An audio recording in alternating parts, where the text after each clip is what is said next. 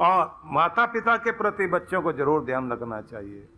अपनी माँ के बारे में सोचो कि वो माँ जिसने कभी भी छुट्टी ली नहीं, उसकी छुट्टी होती नहीं कभी भी। सबकी छुट्टी होती है, माँ की कभी छुट्टी होती है? जिस दिन त्योहार है, जिस दिन छुट्टी का दिन है, उस दिन तो और ज्यादा बेचारी काम करती है। तो जिसकी सर्विस ऐसी है, लगातार जारी है, बीमार भी पड़ गई तो भी अपने माथे पर पट्टी बांधकर अपने घर में खाना बनाती है, अपने बच्चों का काम करती है। जब नहीं उठा जाता उससे, और बच्चे कहते हैं आज हम काम कर लेंगे, तो भी वहीं बैठी बैठी या लेटी लेटी बताती रहेगी, चीनी वहाँ रखा है, नमक वहाँ पर है बेटा, चाय की पत्ती वहाँ पर है, वहाँ से देख लेना, ऐसे कर लेना। बोला नहीं जा रहा, फिर भी बता रही। इतना ध्यान रखने वाली उसके प्रति अगर हम थोड़ा सा भी ध्यान रख सकें, फर्ज निभा सकें, उसका मान कर सकें, तो जो आशीर्वाद भगवान की तरफ से प्राप्त होता है वो अद्भुत आशीर्वाद प्राप्त होता है। इसलिए अपने बड़ों को मान दीजिए। इसलिए कहा जाता है कि कोई भी माँ को कितना भी बड़ा गिफ्ट दे दीजिए, वो हमेशा छोटा ही होगा, क्योंकि माँ ने जो गिफ्ट आपको जिंदगी देकर दिया है, उससे बड़ा गिफ्ट तो दुनिया में हो ही नहीं सकता। इसलिए माँ का उपहार बड़ा है, आपको जीवन दिया उसने। मैंने माँ के लिए ये किया, मैंने माँ के लिए उपहार दिया, छोड़िए इस बात को। कितना भी कर लोगे कुछ भी नहीं। माँ बेटियां कितनी भी लड़ती रहें, शादी के बाद बेटी को पता लगता है माँ क्या होती है। शादी से पहले तो इतनी लड़ती हैं आपस में, माँ कुछ कहे बेटी सुनती नहीं, और शादी हो जाए तब माँ बेटी का इतना ज्यादा प्यार, तब उसको समझ में आता है मेरी माँ क्या है। और शादी के बाद तो हाल ये होता है कि जब राखी बांधने के लिए बहन आती है ना, उस समय वो दृश्य देखने लायक होते हैं। अब मैं इसलिए भी कहना चाहता हूं, हमारे यहाँ एक शब्द चलता मायका। मायका इसलिए कहलाता है, जब तक माँ बैठी है तब तक मायका है। माँ गई, अब मायका मायका नहीं, अब तो भाई की जगह है। और बेटी जब तक मायका है, माँ बैठी है, तो उस घर में जाएगी तो अधिकार के साथ जाएगी। और जैसे माँ नहीं रही तो ऐसा लगता है जैसे मेहमान बन के जा रहे हैं, अब घर से कोई अधिकार रहा नहीं। जब किसी बेटी की माँ मर जाए, बेटा उतना कभी नहीं रोएगा जितना बेटी रोती है। वो कहती है आज से माँ क्या गई, मेरा तो अधिकार ही चला गया, मेरे लिए तो मेरी दुनिया खो गई है, क्योंकि वो बैठी थी तो मेरा सब कुछ था वहाँ। कितना भी लड़ते हो आपस में, शादी से पहले दोनों खूब लड़ते थे, लेकिन तब समझ में आता है कि एक है जिसका सारा ध्यान मेरी तरफ लगा रहता है।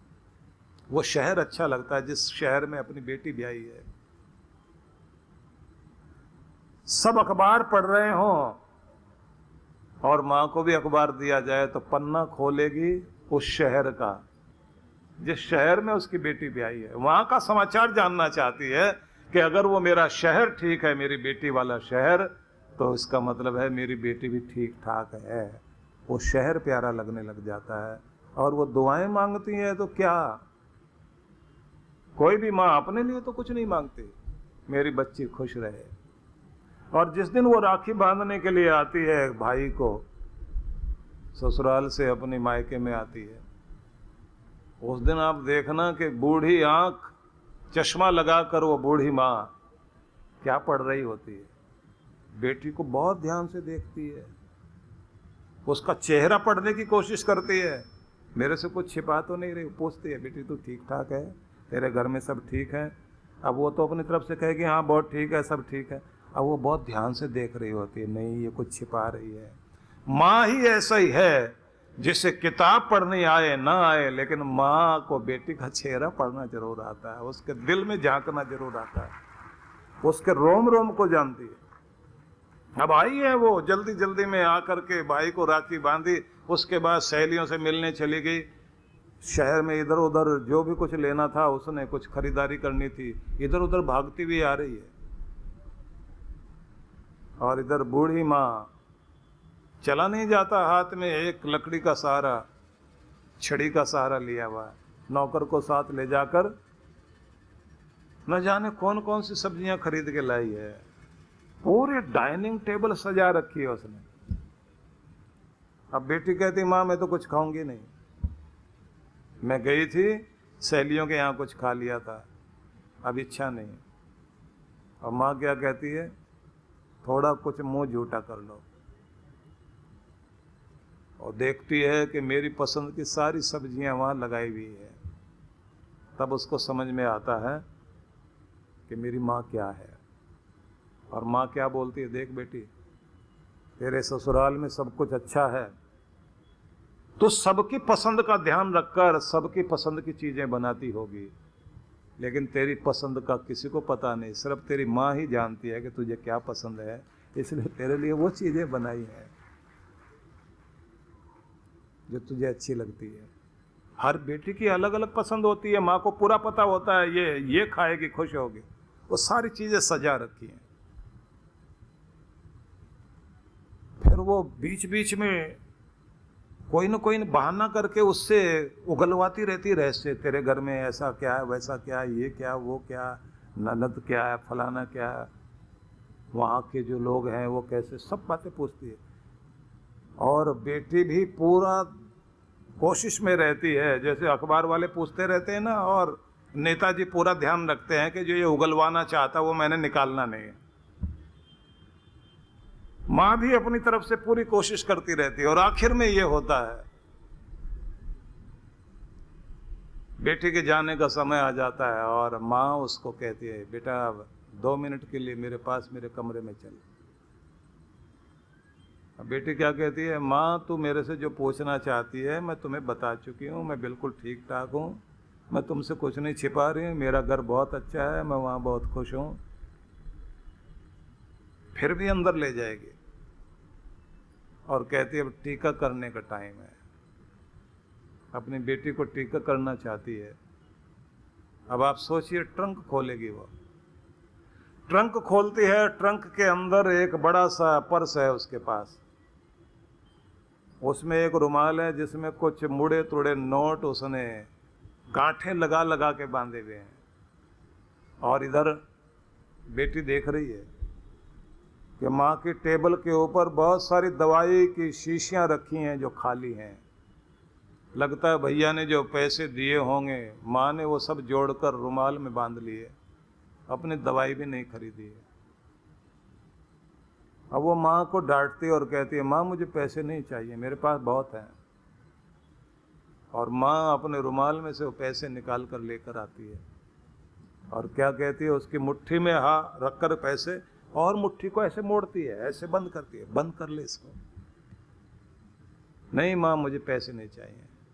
माँ कहती है, बेटा ये पैसे नहीं है, ये इस माँ की और इस घर की दुआएं हैं, क्योंकि बेटी को कभी खाली हाथ नहीं भेजा जाता। अब आप सोचिए, उन थोड़े से पैसों को लेकर भी उसको ये लगता है कि जैसे मेरी माँ ने मेरे लिए एक अक्षय खजाना दिया है जो मेरे घर में बरकत डालेगा। और जब वो वहां से जाकर कार में बैठ रही होती है, पीछे मुड़ के देखती है, बूढ़ी माँ अपने दोनों हाथ ऐसे करके उसे आशीर्वाद जब दे रही होती है, उस समय उसे लगता है कि मेरी माँ देवी का रूप धारण करके आज कितनी बड़ी हो गई, वरदान दे रहे मुझे, फले फूले, खुश रहे, आबाद रहे, तेरी तरक्की रहे, तेरा घर खुशहाल रहे, आशीर्वाद दे के भेज रही है। तब उसको समझ में आता है कि मेरी माँ बहुत ज़्यादा पढ़ी लिखी नहीं है, लेकिन उसके पास जो विद्या है वो दुनिया की किसी किताब में विद्या नहीं है। जो बात मेरी माँ के पास है वो किसी के पास नहीं। माँ माँ है। और बेटी का भी अद्भुत रूप होता है कि जब वो गई अपने ससुराल में, वहाँ जाते ही सबको बताना शुरू कर दिया उसने, मैं गई थी, 11,000 रुपये मेरे भाई ने राखी बंधाई के दिए और पति सोचता है मैं इसको लाख रुपए महीना पकड़ाता हूँ हाथ में, मेरा नाम बोलती नहीं है, और वहाँ 11,000 मिले उसका नाम बोल रही है। लेकिन जानते हैं उसके पीछे क्या रहस्य होता है? वो ये बताना चाहती है ये 11,000 रुपए नहीं है, इसका मतलब होता है कि मेरा रिश्ता आज भी जिंदा है और मेरे पीछे मेरा भाई खड़ा हुआ है, मेरा रक्षा करने वाला मेरा भाई पीछे है, मेरा वो घर मेरे साथ है, ये बताना चाहती है। अब बहुत सारी बातें हैं माता पिता के बारे में, जितनी भी बातें कही जाएं, हमारे पास इतना वक्त नहीं है चर्चा करने के लिए।